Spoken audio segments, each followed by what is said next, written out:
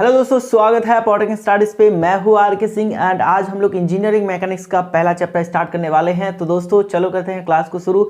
लेकिन class start करने से पहले जो सभी दोस्त हमारे चैनल पे पहली बार आए हैं, चैनल को प्लीज़ सब्सक्राइब कर लीजिएगा एंड अपने दोस्तों में क्लास को शेयर करना बिल्कुल मत भूलिएगा। तो दोस्तों चलो करते हैं क्लास को स्टार्ट।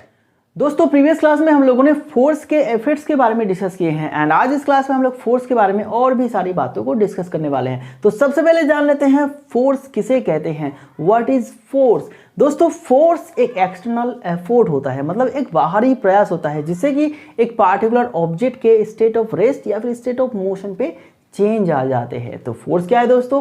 फोर्स एक एक्सटर्नल एफोर्ट है जिससे कि एक पार्टिकुलर ऑब्जेक्ट के स्टेट ऑफ रेस्ट पे या फिर स्टेट ऑफ मोशन पे चेंज आ जाते हैं। जैसे देखो यहाँ पे एक ऑब्जेक्ट है दोस्तों जो कि रेस्ट कंडीशन पे है, मतलब इसमें कोई भी मूवमेंट नहीं है। अगर आप पीछे से इसको धक्का देंगे यहाँ पे तो ये आगे की तरफ जाने लगेगा, मतलब इसमें मूवमेंट आ जाएगा। मूवमेंट बोले तो मोशन आ जाएगा, ठीक है।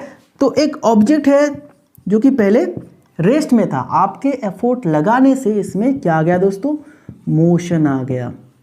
ओके ठीक है। दूसरा एग्जांपल लेते हैं। जैसे देखो ये वाला ऑब्जेक्ट जो कि इधर से इधर की तरफ स्लोली मूव कर रहा था, तो आपने क्या किया दोस्तों? आपने धक्का लगाया, तो आपके धक्का लगाने से ये वाला ऑब्जेक्ट रुक गया। ओके मतलब जो मोशन पे था उसमें अब रेस्ट आ गया। ओके तो देखो एक ऑब्जेक्ट जो कि पहले मोशन पे था, आपने एफोर्ट लगाया तो ये रेस्ट कंडीशन पे आ गया। तो देखो यहाँ पे आपने जो एफोर्ट लगाए हैं, यहाँ पे आपने जो एफोर्ट लगाए हैं दोस्तों, इसे हम लोग क्या कहते हैं? इसे हम लोग कहेंगे फोर्स। ओके तो फोर्स के लगने से एक ऑब्जेक्ट में चेंजेस आ जाते हैं, ठीक है। एक ऑब्जेक्ट में चेंजेस आ जाते हैं, कितने सारे चेंजेस आ जाते हैं, ये सारी बातें हम लोगों ने प्रीवियस क्लास में ही करके रखा है इफेक्ट्स ऑफ फोर्स में। अगर आपने वो क्लास नहीं देखा होगा तो डेफिनेटली देख लीजिएगा, हमारे चैनल को विजिट कीजिएगा, वहाँ पे आपको इंजीनियरिंग मैकेनिक्स का प्लेलिस्ट मिल जाएगा एंड पहला वीडियो देख लीजिएगा मैकेनिक्स का, ठीक है। चलो अभी हम लोग क्या करेंगे दोस्तों? फोर्स का डिफिनेशन लिखेंगे यहाँ पे, फोर्स। तो फोर्स के डेफिनेशन पे भी हम लोग वही बातें लिखेंगे। Force is an external effort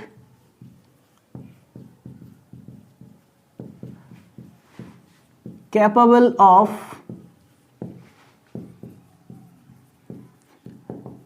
changing the state of rest or motion, rest or motion of a particular body या फिर ऑब्जेक्ट, ठीक है। तो फोर्स का डेफिनेशन क्या है दोस्तों? Force is an external effort capable of changing the state of rest और motion of a particular body, ठीक है। तो आप ये डेफिनेशन भी लिख सकते हैं, अगर आपके पास किताब भी है तो वहां से भी आप डेफिनेशन लिख सकते हैं, आपको जो पसंद है आप वो ही लिख सकते हैं, ठीक है। चलो तो आगे हम लोग क्या देखेंगे दोस्तों? फोर्स का जो इक्वेशन होता है, फोर्स हम लोग कैसे निकालते हैं? मास इंटू एक्सेलरेशन, ठीक है। मास इंटू एक्सेलरेशन, मास को m से लिखते हैं एंड एक्सेलरेशन को हम लोग a से लिखते हैं। तो ये हो गया आपका फोर्स का इक्वेशन, ठीक है दोस्तों। ये हो गया आपका फोर्स का इक्वेशन। तो यहाँ से हम लोग क्या करेंगे दोस्तों? अभी हम लोग यूनिट निकालेंगे, डिफरेंट सिस्टम पे फोर्स का यूनिट निकालेंगे एंड उन सभी यूनिट्स के बीच में रिलेशन भी निकालेंगे, ठीक है। तो चलो मैं पहले इसको इरेज कर देता हूँ, आपने अगर नहीं लिखा है तो फटाफट से लिख लीजिए, वीडियो को पॉज करके भी आप लिख सकते हैं। Okay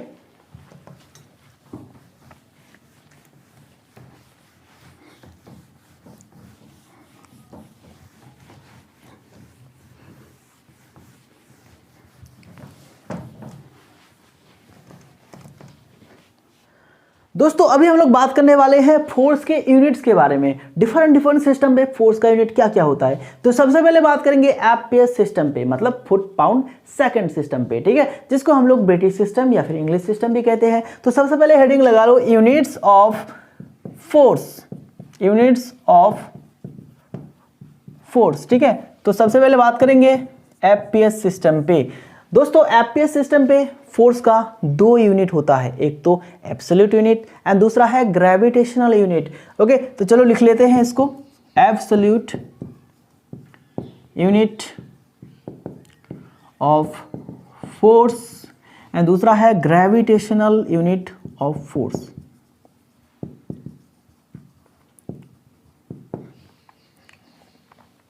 unit of force. तो एफपीएस सिस्टम पे फोर्स का एब्सोल्यूट यूनिट होता है poundal and gravitational unit of force in FPS system क्या होता है दोस्तों, पाउंड फोर्स। ठीक है, ये दोनों बात आप याद रखिएगा। एफपीएस सिस्टम पे फोर्स का एब्सोल्यूट यूनिट क्या होता है, पाउंडल, एंड एफपीएस सिस्टम पे फोर्स का ग्रेविटेशनल यूनिट क्या होता है दोस्तों, पाउंड फोर्स। अभी क्या देखेंगे दोस्तों, पाउंडल क्या है, पाउंड फोर्स क्या है एंड इन दोनों के बीच में रिलेशन क्या है, इसको थोड़ा सा समझ लेते हैं। ठीक है, देखो एफपीएस सिस्टम पे लेंथ का यूनिट क्या होता है दोस्तों, फुट, एंड मास का यूनिट होता है पाउंड, एंड टाइम का यूनिट होता है सेकंड। तो देखो यहाँ पे हम लोग अभी पाउंडल को डिस्कस करने वाले हैं। ठीक है, पाउंडल, 1 पाउंडल इज इक्वल टू क्या होता है। ठीक है, तो देखो एक पाउंड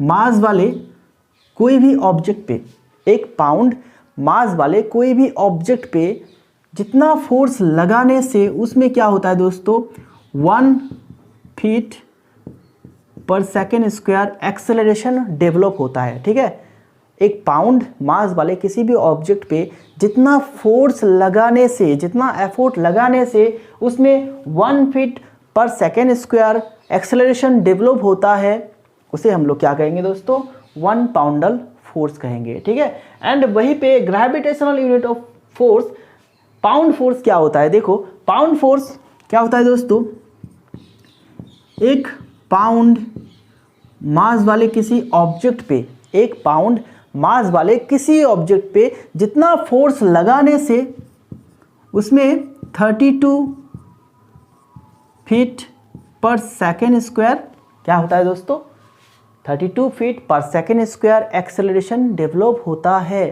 ठीक है, तो उस फोर्स को हम लोग 1 पाउंड फोर्स कह सकते हैं, 1 पाउंड फोर्स कह सकते हैं। ठीक है, तो अभी इन दोनों के बीच में रिलेशन देख लीजिए क्या होता है दोस्तों, देखो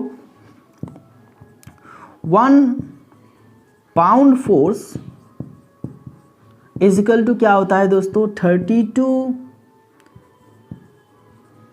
पाउंडल। ठीक है, 1 pound force is equal to 32 poundal. ठीक है, तो यहाँ पे मल्टीप्लाई होगा। ओके, पाउंड फोर्स से अगर आप पाउंडल निकालना चाहते हैं तो आपको 32 से मल्टीप्लाई करना होगा। तो यहाँ पे जो पाउंड फोर्स है दोस्तों ये लार्जर यूनिट है। ठीक है, ये लार्जर यूनिट है एंड ये पाउंडल स्मॉलर यूनिट है। तो आप यहाँ पे लिख सकते हैं pound force is greater than पाउंडल।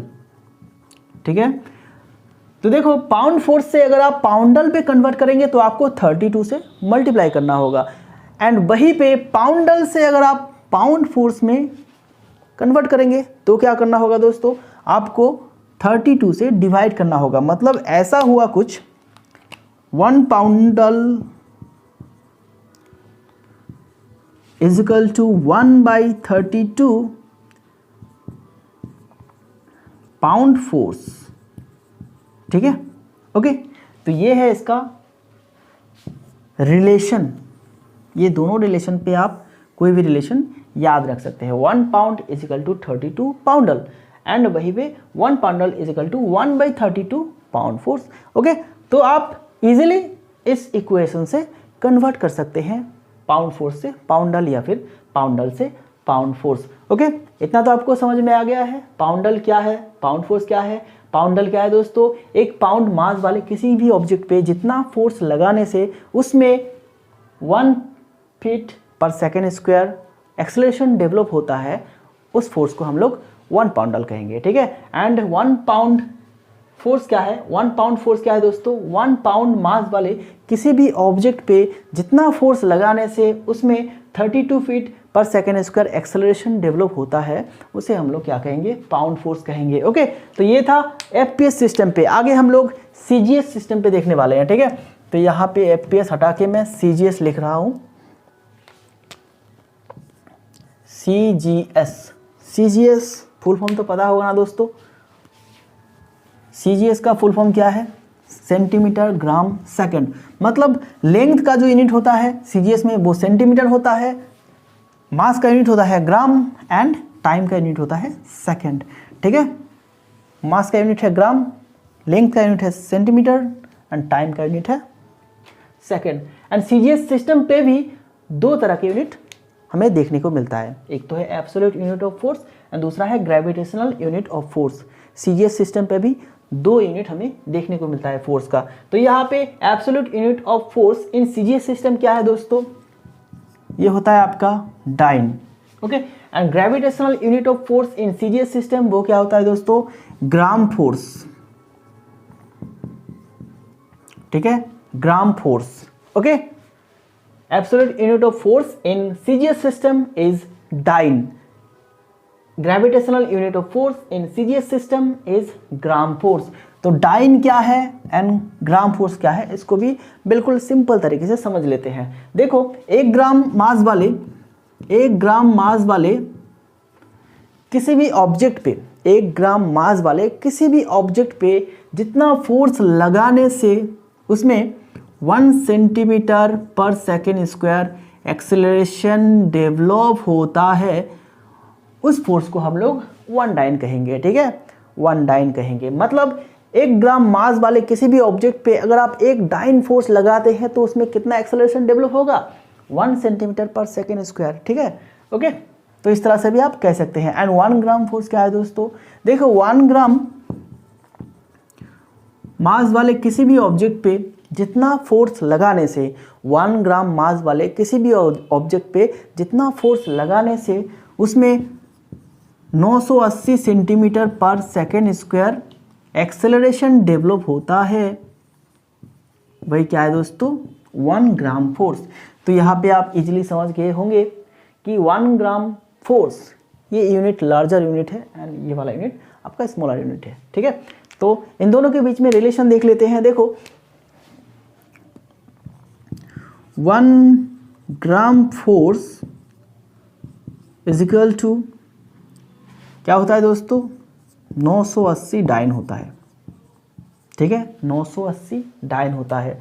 तो आप इजीली यहाँ से कन्वर्ट कर सकते हैं। अगर आप ग्राम फोर्स से डाइन पे जाना चाहते हैं तो आपको 980 से मल्टीप्लाई करना होगा, क्योंकि ये लार्जर यूनिट है एंड ये स्मॉलर यूनिट है। तो लार्जर से अगर आप स्मॉलर जाते हैं तो आपको मल्टीप्लाई करना होगा, कितना, 980, 980। ओके, एंड वहीं पे अगर आप डाइन से ग्राम फोर्स कन्वर्ट कर रहे हैं तो आपको 980 से डिवाइड करना होगा। ठीक है, ओके, ये सारी बातें आप याद रखिएगा, क्योंकि न्यूमेरिकल्स में ये सारी चीज़ें आपको बहुत ही हेल्पफुल रहेगा। ठीक है, बहुत ही काम पे लगने वाला है ये सारी चीज़ें। ओके, तो ये हो गया आपका सीजीएस सिस्टम पे फोर्स का unit. Absolute unit of force in CGS system is dyne. ठीक है, and gravitational unit of force in CGS system is gram force. Dyne क्या होता है दोस्तों, डाइन वो फोर्स होता है जो फोर्स 1 ग्राम मास वाले ऑब्जेक्ट पे अगर लगता है उसमें 1 सेंटीमीटर पर सेकेंड स्क्वायर एक्सेलरेशन डेवलप करता है। ठीक है, एंड 1 ग्राम फोर्स क्या है दोस्तों, 1 ग्राम मास वाले किसी भी ऑब्जेक्ट पे जितना फोर्स लगने से उसमें 980 सेंटीमीटर पर सेकेंड स्क्वायर एक्सेलरेशन डेवलप होता है, तो हम लोग उसे 1 ग्राम फोर्स कहते हैं। ओके, चलो अभी क्या करेंगे दोस्तों, अभी हम लोग नेक्स्ट सिस्टम देखने वाले हैं, MKS सिस्टम। ठीक है, MKS सिस्टम।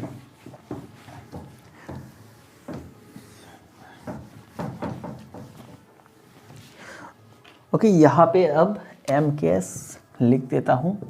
MKS सिस्टम पे एक ही यूनिट होता है, यूनिट ऑफ फोर्स क्या है दोस्तों, किलोग्राम फोर्स। ठीक है, जिसको शॉर्ट में KGF भी कहा जाता है। ठीक है, जिसको शॉर्ट में केजीएफ भी कहा जाता है, किलोग्राम फोर्स। तो ये किलोग्राम फोर्स क्या होता है दोस्तों, देखो एक किलोग्राम यहाँ पे होगा, 1 किलोग्राम मास वाले किसी भी ऑब्जेक्ट पे जितना फोर्स लगाने से, ठीक है, 1 किलोग्राम मास वाले किसी भी ऑब्जेक्ट पे जितना फोर्स लगाने से उसमें 9.8 मीटर पर सेकेंड स्क्वायर एक्सेलरेशन डेवलप होता है, ठीक है। ओके, 1 किलोग्राम मास वाले किसी भी ऑब्जेक्ट पे जितना फोर्स लगाने से उसमें 9.8 मीटर पर सेकेंड स्क्वायर एक्सेलरेशन डेवलप होता है, वही होता है 1 किलोग्राम फोर्स, 1 kgf। ओके, ठीक है।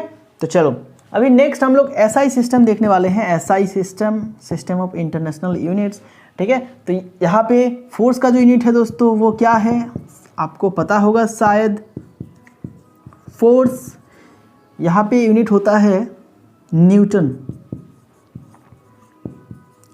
ठीक है, न्यूटन। एंड 1 न्यूटन क्या होता है दोस्तों, 1 न्यूटन क्या होता है, जिसको हम लोग शॉर्ट से एन लिखते हैं, ठीक है।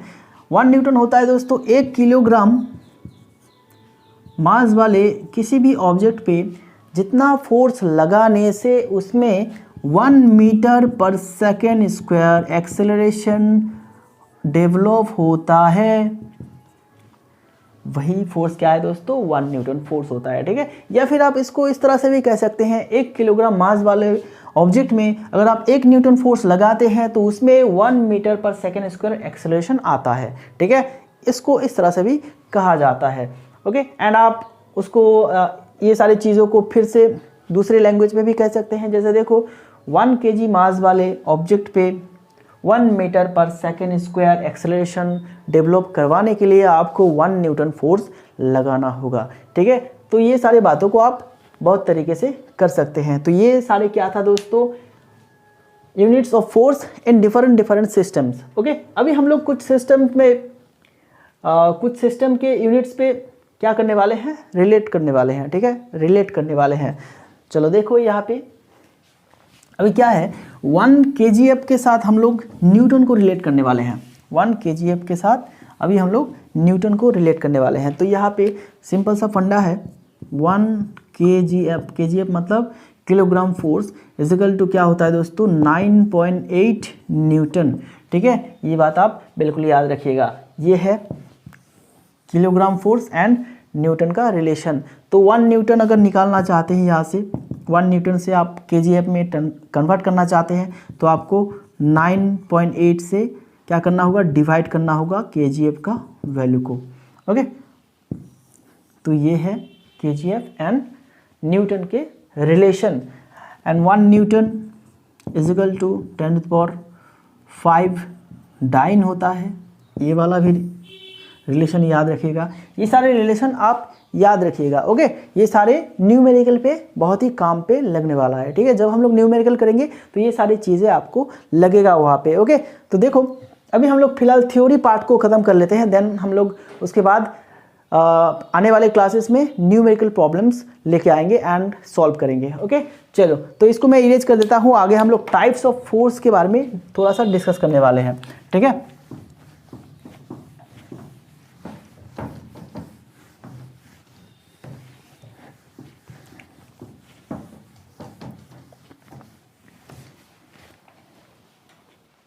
दोस्तों फोर्स को मेनली 2 कैटेगरी में क्लासिफाई किया जाता है, एक तो है कॉन्टैक्ट फोर्स एंड दूसरा क्या है, नॉन कॉन्टैक्ट फोर्स। तो हम लोग यहाँ पे लिखेंगे फोर्स जो कि 2 कैटेगरी में क्लासिफाइड है, ठीक है। एक तो है कॉन्टैक्ट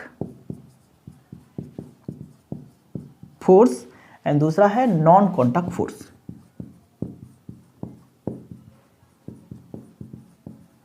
ठीक है।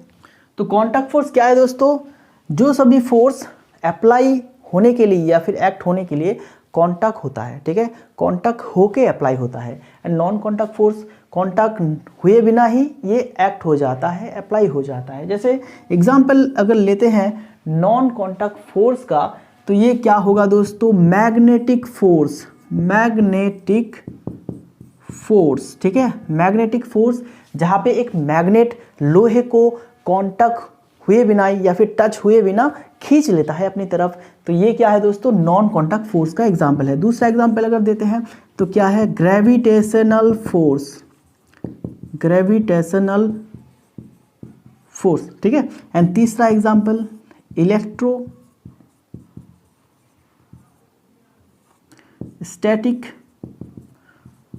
फोर्स, ठीक है। ये सारे क्या है दोस्तों, नॉन कॉन्टैक्ट फोर्स का एग्जाम्पल है, जहां पे कॉन्टैक्ट हुए बिना ही क्या होता है, फोर्स अप्लाई हो जाता है, फोर्स एक्ट हो जाता है, ठीक है। एंड कॉन्टैक्ट फोर्स का एग्जाम्पल अगर लेते हैं, पहला एग्जाम्पल क्या है दोस्तों, जैसे आपका फ्रिक्शनल फोर्स, फ्रिक्शनल फोर्स, ठीक है। फ्रिक्शनल फोर्स क्या होता है दोस्तों, दो सरफेस अगर टच हुए हैं एक दूसरे के ऊपर, ऐसे स्लाइड होता है तो सरफेस में एक फोर्स आता है, फोर्स डेवलप होता है, ठीक है। तो ये जो फोर्स है कांटेक्ट होने की वजह से होता है, एंड कांटेक्ट अगर ना होता तो ये फोर्स आपका नहीं आता यहाँ पे, ठीक है। तो ये जो फ्रिक्शनल फोर्स एक्ट होता है ये कांटेक्ट होके होता है, ठीक है, कांटेक्ट होने के बाद होता है। तो ये है आपका कांटेक्ट फोर्स का एग्जाम्पल। एंड फ्रिक्शन को हम लोग बाद में पढ़ने वाले हैं, इंजीनियरिंग मैकेनिक्स में हम लोग फ्रिक्शन को स्टडी करते हैं, तो जब हम लोग करेंगे तो फ्रिक्शन को बेहतर तरीके से समझेंगे। फिलहाल अभी एग्जाम्पल के तौर से यहाँ पे याद रखिएगा, कॉन्टैक्ट फोर्स का एक एग्जाम्पल है फ्रिक्शनल फोर्स, एंड दूसरा फोर्स है मैकेनिकल फोर्स, मैकेनिकल फोर्सेस। जितने सारे मैकेनिकल फोर्सेस होते हैं, ठीक है, जितने सारे टाइप्स ऑफ मैकेनिकल फोर्सेस होते हैं सारे के सारे कॉन्टैक्ट फोर्स होते हैं। एंड तीसरा एग्जांपल अगर लेते हैं तो ये है मस्क्यूलर फोर्स, जो हमारे मसल्स में होते हैं, हमारे बॉडी में मसल्स में एक्ट होता है, ओके। तो ये है आपका कॉन्टैक्ट फोर्स का एग्जाम्पल, मस्क्यूलर फोर्सेस, ओके। तो ये सारे एग्जाम्पल आप लिख के रखिए। फोर्स को हम लोग मेनली दो कैटेगरी में क्लासीफाई कर सकते हैं, एक तो है कॉन्टैक्ट फोर्स, दूसरा है नॉन कॉन्टैक्ट फोर्स। तो कॉन्टैक्ट फोर्स का एग्जांपल है frictional force, mechanical force, muscular force, and non contact force का एग्जांपल है magnetic force, gravitational force and electrostatic force. तो ये सारे एग्जांपल आप लिख के रखिएगा। एंड देखने वाली बात तो ये है दोस्तों, हमारे इंजीनियरिंग मैकेनिक्स में हम लोग सिर्फ और सिर्फ मैकेनिकल फोर्स को लेके डील करने वाले हैं, ठीक है। मैकेनिकल फोर्स को ही हम लोग यहाँ पे स्टडी करेंगे। बहुत तरह के मैकेनिकल फोर्सेस होते हैं, ठीक है, उनमें से कुछ टाइप्स अभी हम लोग देखने वाले हैं, इसके बाद ही देखने वाले हैं, ठीक है। टाइप्स ऑफ मैकेनिकल फोर्स कुछ ही टाइप्स देखेंगे। एंड फ्रिक्शनल फोर्स को भी हम लोग यहाँ पे स्टडी करते हैं इंजीनियरिंग मैकेनिक्स पे, ठीक है। तो इंजीनियरिंग मैकेनिक्स पे हम लोग जो सारे फोर्सेस को लेके डिस्कस करते हैं वो क्या है दोस्तों, कॉन्टैक्ट फोर्स है, ठीक है। Contact force and more specifically हम लोग कहें मैकेनिकल फोर्सेस को लेके हम लोग यहाँ पे स्टडी करते हैं, ठीक है। एंड प्रीवियस क्लास में ही मैंने बताया था कि हम लोग यहाँ पे क्या करते हैं, सिर्फ और सिर्फ रिजिड बॉडी में जो सारे फोर्सेस लगता है, ओके, तो वही फोर्सेस को हम लोग क्या करते हैं, यहाँ पे स्टडी करते हैं इंजीनियरिंग मैकेनिक्स पे। तो एक और बात यहाँ पे आ गया कि हम लोग इंजीनियरिंग मैकेनिक्स में जो सारे फोर्सेस पढ़ते हैं वो क्या है, कॉन्टैक्ट फोर्स है, ठीक है। Contact force on rigid body, या फिर मोर स्पेसिफिकली हम लोग ये भी कह सकते हैं mechanical forces acted on rigid body only, ठीक है। तो ये हम लोग स्टडी करते हैं इंजीनियरिंग मैकेनिक्स पे। चलो फटाफट से इसको लिख लो, मैं आगे types of mechanical forces discuss करने वाला हूं, ठीक है।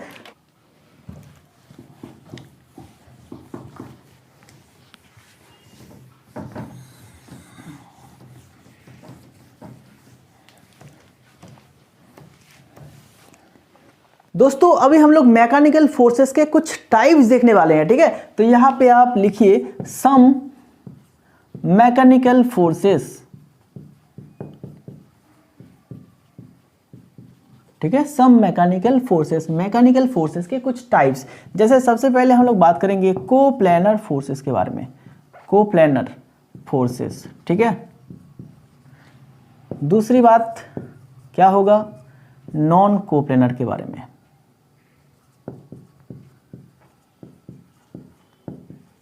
ठीक है। तीसरा हम लोग बात करेंगे कनकरेंट फोर्स के बारे में, कनकरेंट फोर्स, ठीक है। एंड उसके बाद नॉन कनकरेंट फोर्स, ठीक है।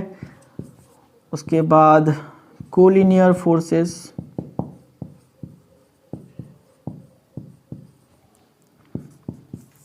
और भी अगर टाइप्स हो जैसे कि टेंशन,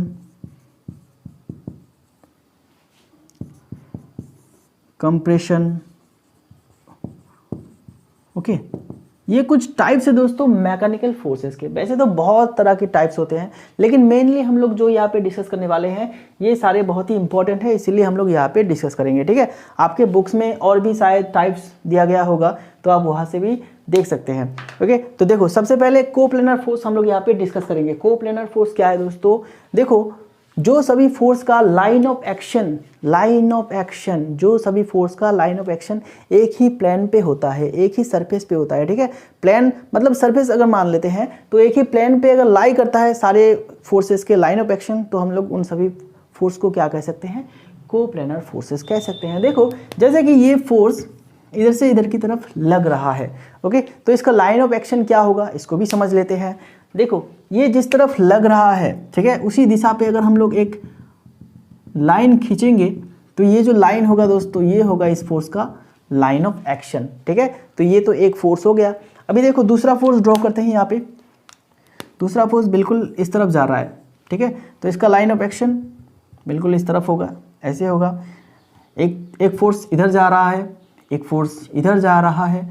तो ये जो सारे फोर्सेस है दोस्तों, सारे फोर्सेस अगर सेम प्लेन पे लाई करता है, ठीक है, इसका जो ये जो सारे फोर्सेस है, इसका जो लाइन ऑफ एक्शन होगा, ये सारे के सारे फोर्सेस के लाइन ऑफ एक्शन अगर एक ही प्लेन पे लाई करता है, तो फिर हम लोग उन सभी फोर्सेस को क्या कह सकते हैं दोस्तों? Coplanar forces. जैसे कि यहाँ पे देखो ये जो व्हाइट बोर्ड है आपको दिख रहा है, ठीक है, ये व्हाइट बोर्ड एक सरफेस है दोस्तों, इसको हम लोग एक प्लेन मान सकते हैं। एंड ये जो फोर्सेस जा रहा है बिल्कुल घिस के जा रहा है ना, तो इसी के साथ वो टच हुए हैं, इसी पे लाई कर रहा है, तो ये सारे फोर्सेस को हम लोग कोप्लेनर फोर्सेस कह सकते हैं, ओके।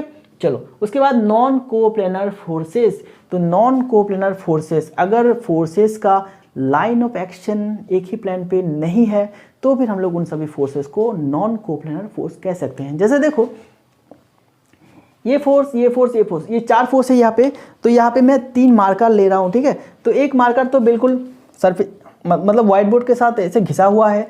दूसरा फोर्स क्या है दोस्तों? बिल्कुल इस तरह से है, ठीक है, इस तरह से। एंड तीसरा फोर्स इधर से है, ओके। तो देखो ये तीनों के तीनों फोर्स अलग अलग प्लेन्स पे है, अलग अलग सरफेस पे है, ठीक है, अलग अलग प्लेन पे है। तो इन सभी फोर्सेस को हम लोग क्या कहेंगे? नॉन कोप्लेनर फोर्स, क्योंकि एक प्लेन पे नहीं है ना, ठीक है। तो उसके बाद कंकरेंट फोर्स। कंकरेंट फोर्स क्या है दोस्तों? अगर फोर्सेस के line of action same point के थ्रू पास हो रहा है। जैसे देखो यहाँ पे ये फोर्स गया इधर, इसका लाइन ऑफ एक्शन ड्रॉ कर लेते हैं। अभी इसका लाइन ऑफ एक्शन क्या होगा दोस्तों? ये होगा। एंड दूसरी बात, जो दूसरा फोर्स है वो इस तरह से है, ठीक है, तो इसका लाइन ऑफ एक्शन क्या होगा? ये होगा इसका लाइन ऑफ एक्शन। एंड तीसरा फोर्स देखो, तीसरा फोर्स ये हो गया आपका, ठीक है, तीसरा फोर्स ये हो गया, तो ये इस तरफ से जाएगा। तो देखो ये तीनों फोर्स का जो लाइन ऑफ एक्शन है वो इस पॉइंट के थ्रू पास होगा, ठीक है, इस पॉइंट के थ्रू पास होगा ना, ये इधर से जाएगा, ये इधर से जाएगा, एंड ये तो इधर से आ चुका है, तो इस पॉइंट के थ्रू पास हो रहा है। तीनों के तीनों फोर्स सेम पॉइंट के थ्रू पास हो रहा है, तो इस तरह के फोर्सेस को हम लोग क्या कहते हैं? कंकरेंट फोर्स या फिर कंक्यूरेंट फोर्स भी बोलते हैं लोग यहाँ पे, ठीक है। कंकरेंट फोर्स हम लोग इस तरह के फोर्सेस को कहेंगे अगर फोर्सेस के line of action same point के थ्रू पास हुआ तो, ठीक है। उसके बाद नॉन कंकरेंट फोर्स, अगर अलग अलग पॉइंट से पास हुआ है तो फिर हम लोग उसे नॉन कंकरेंट फोर्स कहेंगे। जैसे ये चारों के केस में देखो, ये दोनों तो इस पॉइंट के थ्रू पास हो रहा है, लेकिन ये इसका लाइन ऑफ एक्शन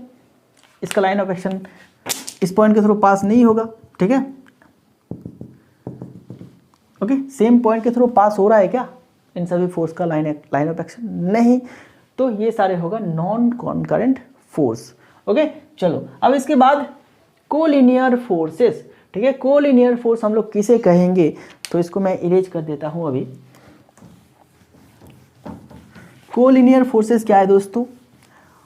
अगर फोर्सेस का लाइन ऑफ एक्शन सेम हुआ तो हम लोग उसे कोलिनियर फोर्सेस कहते हैं। जैसे देखो यहाँ पे एक फोर्स मैंने ड्रॉ करा, यहाँ पे दूसरा फोर्स मैंने ड्रॉ करा, यहाँ पे तीसरा फोर्स मैंने ड्रॉ करा, एंड यहाँ पे चौथा फोर्स मैंने ड्रॉ करा। अगर इसका लाइन ऑफ एक्शन हम लोग खींचेंगे तो क्या होगा दोस्तों, देखो ये चारों के चारों फोर्स का जो लाइन ऑफ एक्शन है वो बिल्कुल सेम है। ओके, तो ये चारों फोर्स को हम लोग कोलिनियर फोर्स कहेंगे, क्योंकि ये चारों के चारों एक ही लाइन पे है। ठीक है, इसका लाइन ऑफ एक्शन बिल्कुल सेम है, एक ही है, तो ये सारे फोर्स को हम लोग कोलिनियर फोर्स कहेंगे। अबे टेंशन क्या है दोस्तों, टेंशन ये दिमाग वाला टेंशन नहीं है। ठीक है, ओके, टेंशन क्या है दोस्तों, देखो सबसे पहले अगर किसी ऑब्जेक्ट को आप किसी रस्सी के सहारे या फिर किसी रॉड के सहारे, ओके, या फिर किसी वायर के सहारे खींच रहे हैं, ठीक है, खींच रहे हैं इधर की तरफ, तो इस वायर पे या फिर इस रॉड पे या फिर इस तार पे जो पुल फोर्स आएगा, जो पुल फोर्स आएगा, जो खिंचाव फोर्स आएगा, वही क्या है दोस्तों, टेंशन है। ठीक है, तो टेंशन क्या है, किसी रोप में या फिर किसी रॉड में, किसी वायर के सहारे अगर आप किसी भी ऑब्जेक्ट को खींचेंगे तो उस रॉड में या फिर उस वायर में या फिर रोप में, रोप मतलब रस्सी में, ठीक है, जो खिंचाव होगा, जो खिंचाव डेवलप होगा या फिर जो खिंचाव फोर्स लगेगा, वही क्या है दोस्तों, टेंशन है। एंड कंप्रेशन, कंप्रेशन बिल्कुल इसका ऑपोजिट है। अगर किसी ऑब्जेक्ट को आप बिल्कुल इस तरह से फोर्स लगाएंगे, ठीक है, बिल्कुल इस तरह से फोर्स लगाएंगे एंड जिस फोर्स के लगने से इस ऑब्जेक्ट का जो शेप या फिर साइज है वो रिड्यूस हो जाएगा, घट जाएगा, इस दिशा में घट जाएगा, जिस दिशा में आप लगा रहे हैं उस दिशा में अगर इसका शेप घट जाता है, साइज घट जाता है, तो फिर इन दोनों फोर्स को आप क्या कह सकते हैं, कंप्रेशन कह सकते हैं। ठीक है, तो ये हो गया आपका कुछ types of mechanical force and बहुत तरह के टाइप्स है। अगर आपके पास इंजीनियरिंग मैकेनिक्स बुक है तो आप वहाँ से बहुत सारे टाइप्स देख सकते हैं। ठीक है, ओके, अगर आपको समझ में नहीं आया तो आप कमेंट कर सकते हैं कि सर ये टाइप मुझे समझा देना, तो मैं नेक्स्ट क्लास में आपको वो टाइप समझा दूंगा। ठीक है, तो फिलहाल आप ये सारे याद रखिए। अभी हम लोग क्या करेंगे दोस्तों, लास्ट टॉपिक जो है आज का बहुत ही इंपॉर्टेंट टॉपिक है, क्या है, principle of transmissibility of force. ठीक है, principle of transmissibility of force. चलो इसको मैं इरेज कर देता हूँ एंड आगे हम लोग principle of transmissibility of force देखने वाले हैं। ठीक है दोस्तों, अगर इस पूरे क्लास में आपको कोई भी टॉपिक समझ में नहीं आया है या फिर डाउट है कुछ भी, तो आप कमेंट सेक्शन पे कमेंट कर सकते हैं। ठीक है, या फिर मेरे व्हाट्सएप नंबर पे भी मुझे कांटेक्ट कर सकते हैं। मेरा व्हाट्सएप नंबर तो आपको पता होगा ना, मैंने हर एक क्लास में आपको व्हाट्सएप नंबर दिए हैं। व्हाट्सएप नंबर है 7866804794। तो इस नंबर पे आप मुझे कांटेक्ट कर सकते हैं एंड वहाँ पे भी आप क्वेश्चन कर सकते हैं मुझे। ठीक है, तो चलो अभी हम लोग क्या करेंगे दोस्तों, ट्रांसमिसिबिलिटी ऑफ फोर्स प्रिंसिपल को देखेंगे। दोस्तों सबसे पहला काम तो आप ये करिए कि ये पूरा प्रिंसिपल को आप लिख लीजिए। ठीक है, वीडियो को पॉज करके आप ये पूरा प्रिंसिपल लिख लीजिए, देन उसके बाद मैं इसका कंसेप्ट आपको समझाता हूँ। ठीक है, अगर आपने लिख लिया है तो देखो, the effect of force acting at any point of a rigid body is unaltered if the point of application of the force is transferred to any other point on its line of action provided the two points are rigidly connected to each other। तो इसका हिंदी अर्थ मैं आपको बाद में समझाऊंगा, लेकिन उससे पहले हम लोग कंसेप्ट को समझेंगे। कंसेप्ट समझने के लिए हम लोग एक रिजिड बॉडी लेंगे। ठीक है, एक रिजिड बॉडी लेंगे एंड यहाँ पे क्या करेंगे दोस्तों, हम लोग फोर्स अप्लाई करने वाले हैं। इसमें फोर्स अप्लाई करेंगे, किसी भी पॉइंट पे हम लोग फोर्स अप्लाई करेंगे। मान लेते हैं ये जो फोर्स है ये हम लोगों ने ए पॉइंट पे अप्लाई किए हैं, इस बॉडी के ए पॉइंट पे अप्लाई किए हैं। इसके बाद हम लोग क्या करने वाले हैं दोस्तों, लाइन ऑफ एक्शन ड्रॉ करेंगे इस फोर्स का। लाइन ऑफ एक्शन बिल्कुल इस तरह से ड्रॉ करेंगे। ये हो गया इसका लाइन ऑफ एक्शन। देखिए यहाँ पे इस पॉइंट से लेकर इस पॉइंट तक ये क्या है, line of action of force inside the body. ठीक है, line of action of force inside the body. तो हम लोग कौन से बॉडी लिए हैं, रिजिड बॉडी। तो हम लोग ये कह सकते हैं ये पूरे लाइन ऑफ एक्शन पे, ये पूरे लाइन ऑफ एक्शन पे जितने भी पॉइंट्स है सारे के सारे रिजिडली कनेक्टेड है। ओके, रिजिडली कनेक्टेड है। ओके, चलो अब देखो, पहले तो हमने ए पे अप्लाई किया था फोर्स, अभी क्या है, ए पे अप्लाई करने से इस बॉडी में फोर्स का जो इफेक्ट आया है, ठीक है, ए पॉइंट पे फोर्स अप्लाई करने से इस बॉडी में जो इफेक्ट आया है, अगर हम लोग इस पॉइंट को ट्रांसफर करके दूसरे किसी पॉइंट पे ले जाते हैं लाइन ऑफ एक्शन में, ठीक है, लाइन ऑफ एक्शन के दूसरे किसी पॉइंट पे ले जाते हैं एंड वहाँ पे फोर्स अप्लाई करते हैं।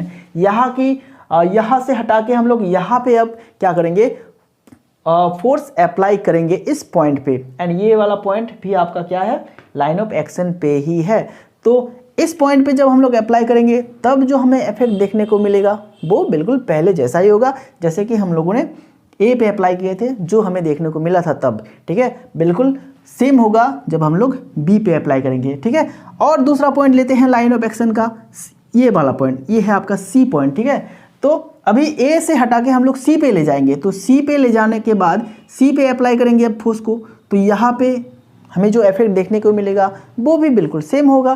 ठीक है, अगर सी से हटा के हम लोग डी पे ले जाएंगे तो भी हमें सेम इफेक्ट देखने को मिलेगा, ई पे ले जाते हैं तो भी हमें सेम इफेक्ट देखने को मिलेगा। एंड लाइन ऑफ एक्शन के किसी भी पॉइंट पे हम लोग अगर फोर्स को ट्रांसफर करते हैं, ठीक है, किसी भी पॉइंट पे हम लोग फोर्स को अप्लाई करते हैं तो हमें बिल्कुल सेम के सेम इफेक्ट देखने को मिलेगा, इफेक्ट में कोई भी चेंज नहीं आएगा। ठीक है, ओके, ये था आपका पूरा कंसेप्ट। अगर किसी रिजिड बॉडी में किसी भी पॉइंट पे हम लोग फोर्स अप्लाई करते हैं तो जो फोर्स का इफेक्ट होगा वो चेंज नहीं होगा। ठीक है, अगर हम लोग point of application of force को लाइन ऑफ एक्शन के किसी भी पॉइंट पे ट्रांसफर करते हैं तो हमें कोई भी चेंज देखने को नहीं मिलेगा। लेकिन कंडीशन ये है कि ये सारे पॉइंट्स क्या होगा दोस्तों, रिजिडली कनेक्टेड होना चाहिए, एक दूसरे के साथ रिजिडली कनेक्टेड होना चाहिए। ऐसा नहीं है कि आपने मान लीजिए इस पॉइंट पे अप्लाई किया है, ठीक है, इस पॉइंट पे अप्लाई किया है एंड ये वाला पॉइंट इन सभी पॉइंट्स के साथ रिजिडली कनेक्टेड नहीं है, तो क्या होगा दोस्तों, कुछ पार्ट यहाँ पे ये टूट जाएगा। ठीक है, कुछ पार्ट टूट जाएगा, तो ये फोर्स लगने से ये वाला पार्ट आपका टूट जाएगा, क्योंकि ये रिजिडली कनेक्टेड नहीं था, तो इस केस में इफेक्ट अलग होगा। इसीलिए यहाँ पे कंडीशन लगाया गया है, provided the points are rigidly connected to each other, points जो होगा वो रिजिडली कनेक्टेड होना चाहिए। चलो, अब ये तो था कंसेप्ट, अभी हम लोग ये पूरा प्रिंसिपल का मतलब समझ लेते हैं। बस आज का हमारा क्लास यहाँ से फिनिश हो जाएगा। ठीक है, the effect of force acting at any point of a rigid body is unaltered. तो यहाँ पे जो वर्ड है अनअल्टर्ड, इसका मतलब क्या है दोस्तों, चेंज नहीं होना, मतलब अनचेंज, या फिर आप यहाँ पे अनअल्टर्ड के जगह पे आप सेम भी लिख सकते हैं या फिर अनचेंज भी लिख सकते हैं। आप किसी भी लिख सकते हैं, इन तीनों में से कोई भी वर्ड लिख सकते हैं। ओके, चलो, the effect of force acting at any point of a rigid body is unaltered, मतलब क्या है दोस्तों, एक रिजिड बॉडी के किसी भी पॉइंट पे अगर फोर्स लगता है, ठीक है, एक रिजिड बॉडी के किसी भी पॉइंट पे अगर फोर्स लगता है तो उसका जो इफेक्ट होगा वो सेम रहेगा, वो चेंज नहीं होगा। If the point of application of the force is transfer to any other point on its line of action, अगर हम लोग क्या करते हैं, point of application of force को ट्रांसफर करते हैं लाइन ऑफ एक्शन के किसी भी पॉइंट पे, ठीक है, किसी भी पॉइंट पे, तो जो इफेक्ट होगा फोर्स का वो चेंज नहीं होगा। एंड कहा गया है provided the two points are rigidly connected to each other, मतलब क्या है कि ये जो पॉइंट्स हम लोग लेने वाले हैं, जिस पॉइंट्स पे हम लोग चेंज करने वाले हैं, ट्रांसफर करने वाले हैं, ये सारे पॉइंट्स आपस में रिजिडली कनेक्टेड होना चाहिए। अगर नहीं हुआ तो ये वाला केस हो जाएगा ना, ये टूट जाएगा तो इफेक्ट भी अलग हो जाएगा। ठीक है, तो ये था आज का क्लास दोस्तों। आज के क्लास में अगर कोई भी डाउट है, ठीक है, आज के क्लास में अगर कोई भी डाउट है तो आप मुझसे व्हाट्सएप पे कांटेक्ट कर सकते हैं या फिर कमेंट पे आप लिख सकते हैं। ठीक है, तो नेक्स्ट क्लास में मैं कोशिश करूँगा इसको सॉल्व कर देने की। दोस्तों, अगर आपने हमारे चैनल को अभी तक सब्सक्राइब नहीं किया है तो सब्सक्राइब जरूर कर लीजिएगा एंड अपने दोस्तों में क्लास को शेयर कीजिएगा। क्लास अच्छा लगा है तो क्लास को लाइक करिएगा। ओके दोस्तों, तो मिलते हैं नेक्स्ट क्लास में। Thank you very much.